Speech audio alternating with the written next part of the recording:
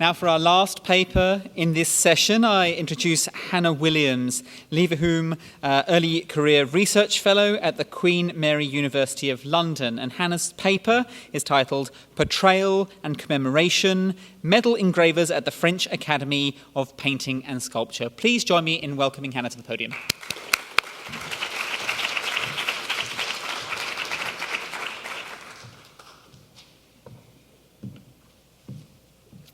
Thanks very much, Robert, and thank you to you and Melanie and Amy for this wonderful symposium. I've already learnt so much, so it's a really great pleasure to be here. Now, as suggested by the name of France's premier art institution, the artists privileged within the Royal Academy of Painting and Sculpture were its painters and sculptors.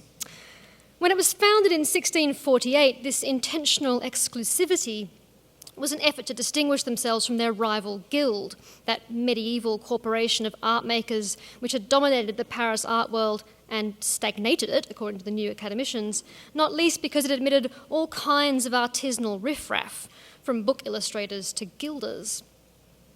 Eventually, however, the Academy did begin admitting certain other kinds of artists, most notably engravers, but also a much smaller and generally less well-known community of medal engravers.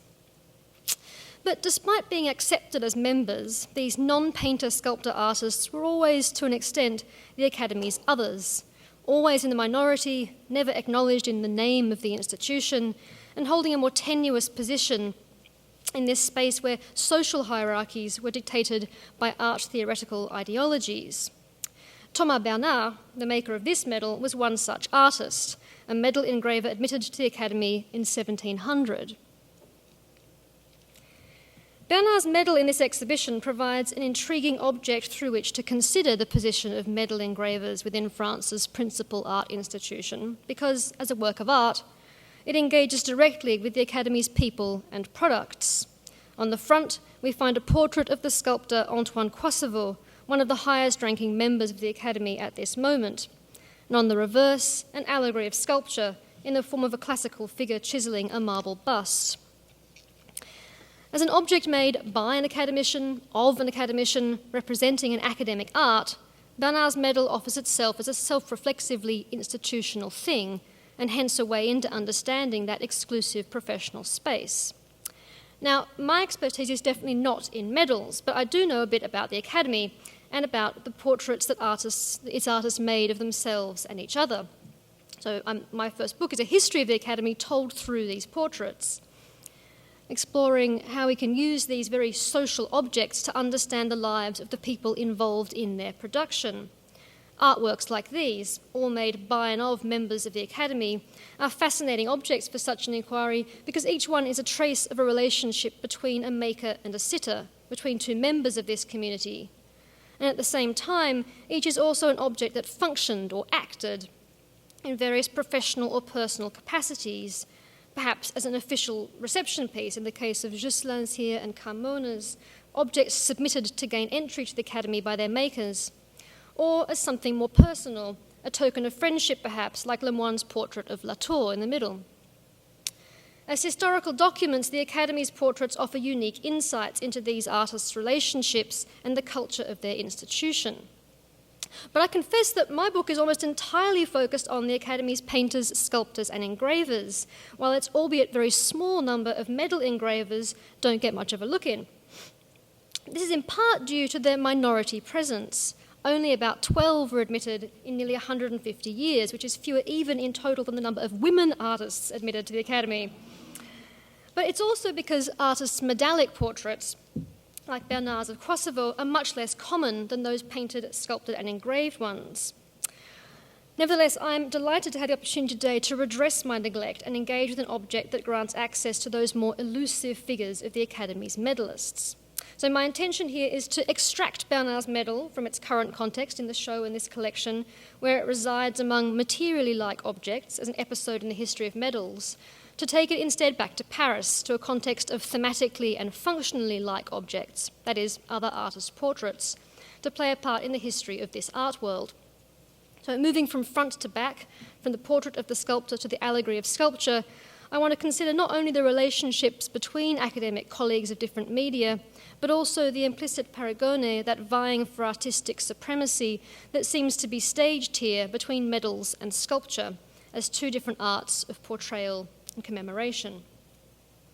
So, the face of this medal is Antoine Kosovo, who, for anyone not familiar with the name, was one of the great sculptors of the late 17th century, responsible for numerous royal portraits and sculptural projects at Versailles and elsewhere. Very much a sculptor of the reign of Louis XIV, he was born in 1640, died in 1720, just a few years after the king, and was 70 when this medal was made in 1711. Now, objectively, as a portrait, this image of Kosovo actually has a lot in common with the king. At first glance, it's certainly more reminiscent of a royal medal than of more conventional artist portraits. Comparing him here with two other medals by Bernard, both representing Louis XIV, there is a striking resemblance, not only in his medallic materiality, but also in his dignified profile pose, the flowing locks of his Louis XIV wig, and the encircling inscription giving first his name and then his official position. In place of Louis the Great, Most Christian King, however, this is Antoine Kosovo, sculptor ordinary to the king, director and rector of the Royal Academy. So despite the superficial similarities, the inscription confirms this is a portrait of an artist, not a king. The distinction is even more striking when it comes to the sitter's clothing.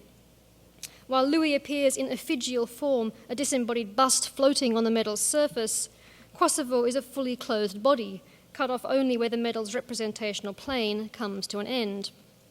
So at this point, the resemblance to royal medals stops, and the pictorial vocabularies of artist portraiture kick in. Now, while most very senior academicians usually had at least one official portrait made, this was certainly not a given for an artist in this period. But Kosovo became a subject on numerous occasions. Twice he was selected as the sitter for portraitists' official reception pieces, those objects that secured membership of the Academy. First for François Jouvenet in 1701, and then later for Alou in 1711, the same year as our medal. He was also painted unofficially by Rigaud in 1704, and this image would go on to have a more official existence when it became the subject of Jean Audrin's engraved reception piece in 1708. And he also turned himself into a subject of self-portrayal, both of these instances dated to 1702. The Louvre's version here stayed in his family after his death, but yet again eventually became an institutional object when it was donated to the Academy by his grandnephew, Guillaume Coustou, another sculptor, in 1788.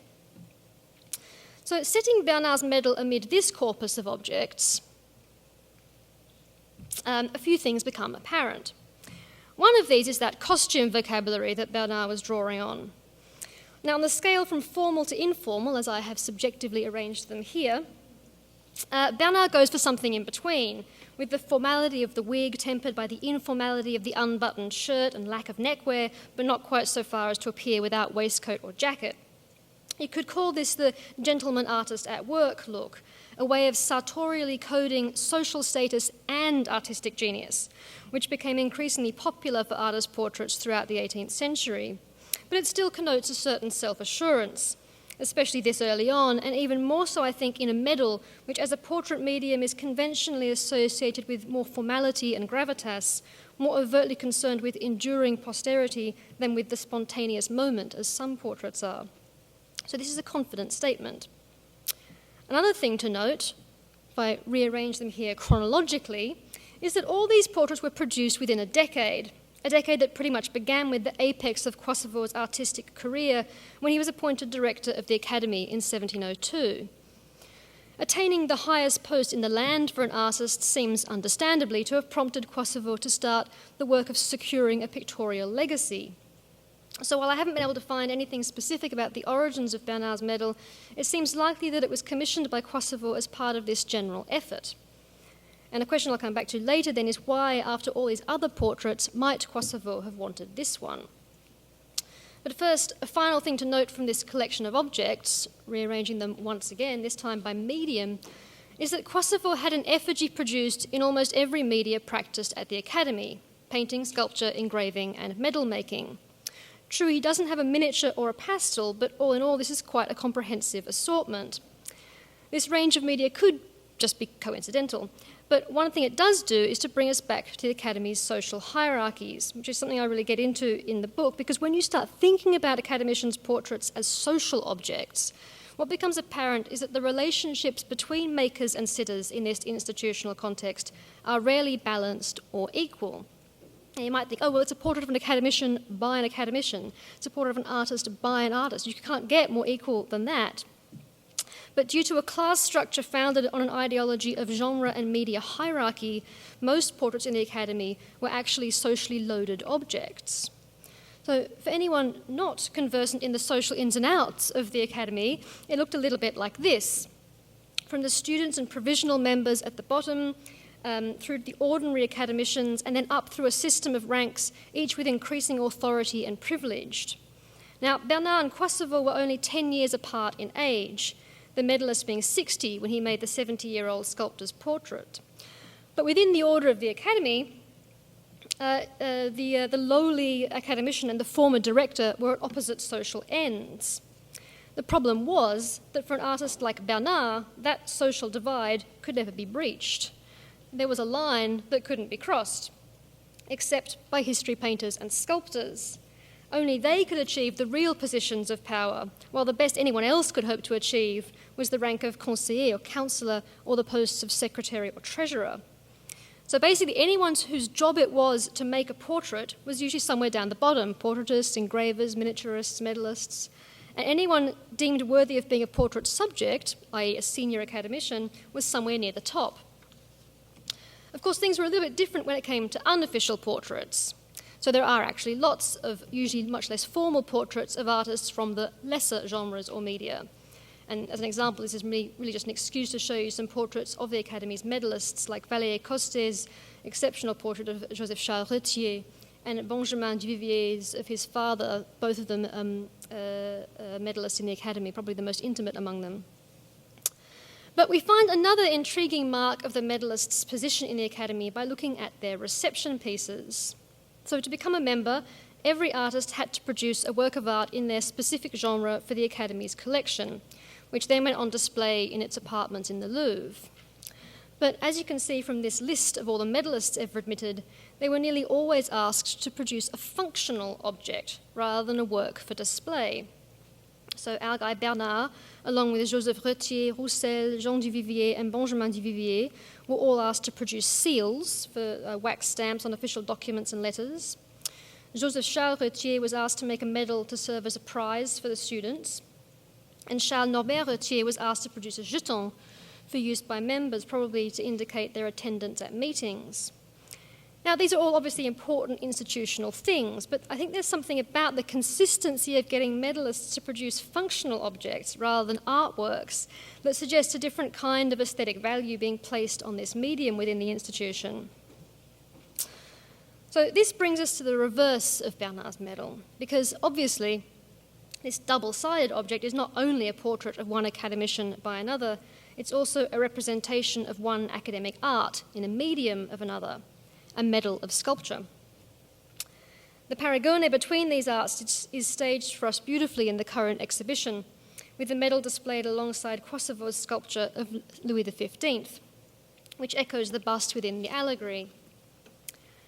Curiously, the medal's image actually makes the case for sculpture's supremacy, or not so curious really, given that Kosovo likely designed it himself. In the objects on the ground, which allegorize the arts, there's no space for medal making, only sculptural, painterly, graphic, and architectural pursuits. And the inscription, mens adita saxo, the mind applied to stone, looks quite pointed on this metal surface, making a claim for sculpture's place among the liberal arts as an activity that uses reason and intellect to raise the raw material to a higher plane, could so easily have accommodated the medalist's art here as well, given how much the two shared, from actions like carving, moulding, or casting, to materials like bronze or other metals. But focusing on stone looks intentionally or thoughtlessly exclusionary. Despite its design, however, Bernard's medal, the material object, still manages to make a claim for itself. As we see so evocatively in the exhibition, the medal purposely sets up an interplay of intertextual profiles. First, internally, between obverse and reverse, between the portrait on the face and the bust being carved on the pedestal. But then, like semiotic triggers, these draw in many others, from the actual busts of the king, made by the sculptor on the front and simulated iconically on the back, to those other profile busts of the king, created by the medalist and accidentally on purpose indexed by Kosovo in his own medal portrait. Reading the medal as a portrait may have revealed an implicit tension between medalist and sculptor, but a reading of its artistic allegory only seems to heighten that competition between medals and sculpture as arts of commemoration and portrayal, as we seem to enter into a kind of cyclical coin-flipping mine's better than yours to decide who holds the superior status of image maker to the king and thus agent of his posterity. So in this competitive light, we might return to that question about Kosovo's motivation in commissioning this portrait. What was it that the sculptor wanted from his medal? So to conclude, I'll end with some speculative thoughts on this question. I think from what we've seen here, it would certainly seem to have a lot to do with the king. Bernard's medal is distinctive among Kosovo's portraits in its intention to expressly construct an image of the sitter as the king's artist, not just a sculptor, not just a gentleman artist, nor even just director of the King's Royal Academy, but more personally as the king's image maker, the man who made the king. Now, maybe this could have been achieved in another medium, like a painting that showed Kosovo with one of his royal portraits. But the medal does it not just through imagery, but through its very materiality. At the time, this art form was so readily associated with commemorating the king, with preserving Louis XIV's legacy in those great medallic histories of his reign, that a medal portrait, especially one that intentionally evoked the visual forms of those royal ones, immediately lends the sculptor's portrait that resonance. But even more than that, it also suggestively draws Kosovo into the narrative, not just someone who helped construct the king's history, but someone who played a part in that history. The medal, in a way, turns Kosovo into a historical figure of the reign of Louis XIV. So that's quite a grand answer to the question. But there might also be a much more personal motivation behind this medal. Because back in 1682, it turns out, Bernard had already made a portrait medal of Kosovo's father, Pierre, an esteemed cabinet maker. Like the later medal, it shows a profile portrait with encircling text indicating the name and age, in this case 96. But the reverse bears a lengthy Latin inscription. He whom I have borne restores me to life here forever. I have begotten this young man, he begets me, an old man. It's quite confusing here who the pronouns are referring to and how the authorial voice is working through the layers of people involved in the medal's making. Clearly, the speaker of the words is the portrait sitter, Pierre Kosovo, the old man restored here to life forever. But the maker of the medal, Bernard, is not by these words actually credited with the creative agency of making the medal. Instead, he whom Pierre Kosovo begat is, of course, Antoine Kosovo, the young man, then 42, who did the work of restoring his father to life for posterity by designing this medal and thus, confusingly, actually composing those words spoken by his father, which would essentially efface Bernard, the medal's real maker. So, perhaps 30 years later, when Kosovo was contemplating his own pictorial legacy, this medal of his father was part of the inspiration, like father, like son. And the medalist who made it, Thomas Bernard, was called upon yet again to make another medal which would, a little tactlessly maybe, absent or challenge his own agency as an art maker. So that's the end of my speculations, but I hope this recontextualization of Bernard's medal has revealed some new stories about this object and offered some insights into the place that medals and their makers held within the Paris art world. Thank you.